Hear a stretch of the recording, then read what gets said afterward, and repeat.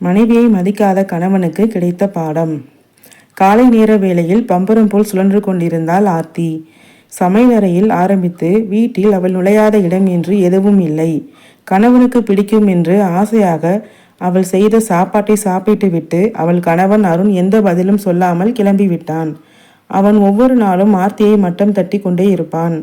அவளுக்கு ஒன்றும் தெரியாது, அவள் எதற்கும் உதவாதவள் என்று அவளை கிண்டல் அடித்து ஏளனமாக பேசி அதில் ஆனந்தப்படுவான்.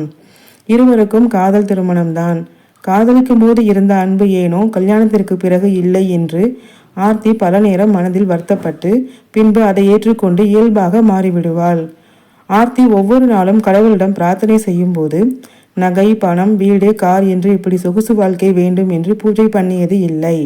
தன் கணவன் தனக்கு முழுவதுமாக கிடைக்க வேண்டும், தன் அன்பு கணவனுக்கு புரிய வேண்டும் என்று தான் ஒவ்வொரு நாளும் ஒவ்வொரு முறையும் கடவுளிடம் பிரார்த்தனை செய்வாள்.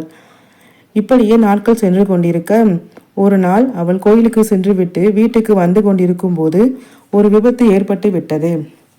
அப்போது அங்கு அருகில் இருந்தவர்கள் அவளை ஆஸ்பத்திரியில் சேர்த்துவிட்டு அவள் கணவன் அருணுக்கு ஃபோன் செய்து சொல்கிறார்கள். அவனுக்கு என்ன செய்வது என்று தெரியவில்லை. பதட்டத்தில் ஆபீஸில் இருந்து ஓடி வருகிறான்.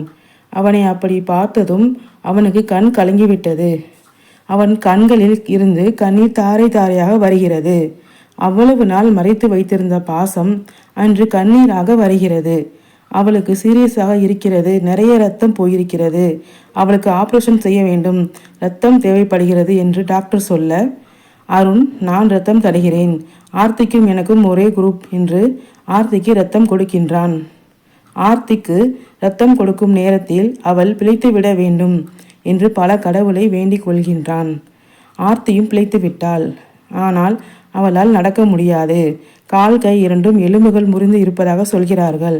அவளை பக்கத்தில் இருந்து பார்த்து கொள்ள ஆள் தேவைப்பட்டது. வீட்டு வேலை செய்யவும் ஆள் தேவைப்பட்டது. இரண்டிற்கும் சேர்த்து ஒரு ஆளை வைத்துவிட்டு இவன் வேலைக்கு போகிறான். ஆனால் அவள் செய்யும் வேலை அந்த அளவுக்கு அவனுக்கு திருப்தியாக இல்லை. அவன் அதற்காக அந்த வேலைக்காரியிடம் கடிந்து கொள்கின்றான். ஆனால் அவள் என்னால் எந்த அளவுதான் செய்ய முடியும், இல்லைனா வேற ஆளை பார்த்துக்கோங்க என்று வேலையை பாதையிலே விட்டுவிட்டு வெளியே சென்று விடுகிறாள். அன்று அவள் நிறுத்திவிட்டு சென்ற மீதி வேலையை இவன் செய்ய முயற்சிக்கின்றான். ஆனால் இவனால் செய்ய முடியவில்லை. அப்போதுதான் இவனுக்கு புரிந்தது ஆர்த்தி எவ்வளவு கஷ்டப்பட்டு இருக்கிறாள் என்று. அத்தனை வீட்டு வேலையையும் ஒரே ஆளாக சலிக்காமல் செய்வாள். அதிலும் குறை சொன்னேன். ஆர்த்தி படித்தவள்தான், ஆனாலும் வேலைக்கு செல்லாமல் குடும்பத்தை பொறுப்பாக கவனித்து கொண்டாள். அதை நாம் புரிந்து கொள்ளாமல் அவளை ஏளனமாக பேசினோம். வேலைக்கு வருபவர்கள் கூட நாம் ஒரு நாள் கோபித்து கொண்டால் வேலையை பாதியிலேயே நிறுத்திவிட்டு சென்று விடுகிறார்கள். எத்தனை முறை அவளை நாம் திட்டியிருப்போம் என்று அவன் அன்று உணர்கிறான். அவள் இல்லை என்றால் நான் என்ன செய்வேன்? அவள் இல்லை என்றால் எனக்கு எதுவுமே உலகில் இல்லை. அவள்தான் எனக்கு எல்லாம். வெறும் உணவுக்காகவோ வீட்டு வேலைக்காகவோ மட்டும் இல்லை. அவள் இல்லாமல் போயிருந்தால் எனக்கு வாழ்க்கையில் எதுவுமே இல்லை என்று அன்று அவனோட மனதில் ஒரு உரத்த குரல் ஒலிக்கின்றது.